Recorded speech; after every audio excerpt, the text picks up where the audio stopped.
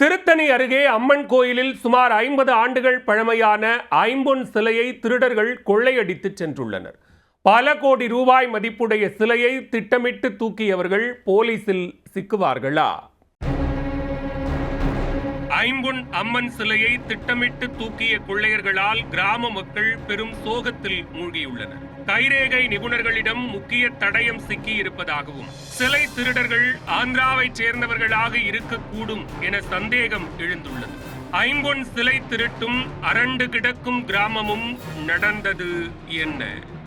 திருவள்ளூர் மாவட்டம் திருத்தணியை அடுத்த முத்துக்கொண்டாபுரத்தில் உள்ளது பழமையான காக்காத்தம்மன் கோயில்.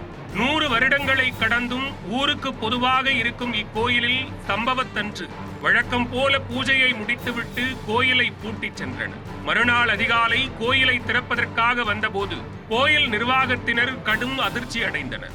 மெயின் கேட் உடைக்கப்பட்டு திறந்து கிடந்தது.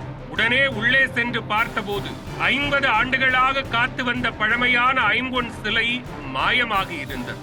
இதனால் மனமுடைந்த கோயில் நிர்வாகத்தினர் ஊர்க்காரர்களுக்கும் போலீசாருக்கும் தகவல் கொடுத்தனர். சம்பவ இடத்திற்கு விரைந்து வந்த போலீசார் ஐம்பொன் அம்மன் சிலை திருட்டு தொடர்பாக விசாரணையை தொடங்கினர்.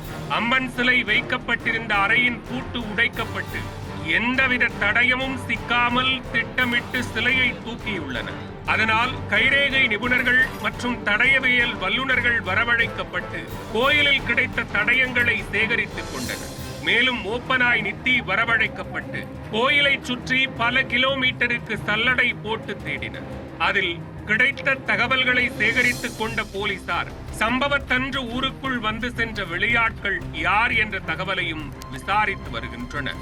அதில் அம்மன் சிலையை திருடியவர்கள் ஆந்திர மாநில கொள்ளையர்களாக இருக்கக்கூடும் என சந்தேகம் எழுந்துள்ளது.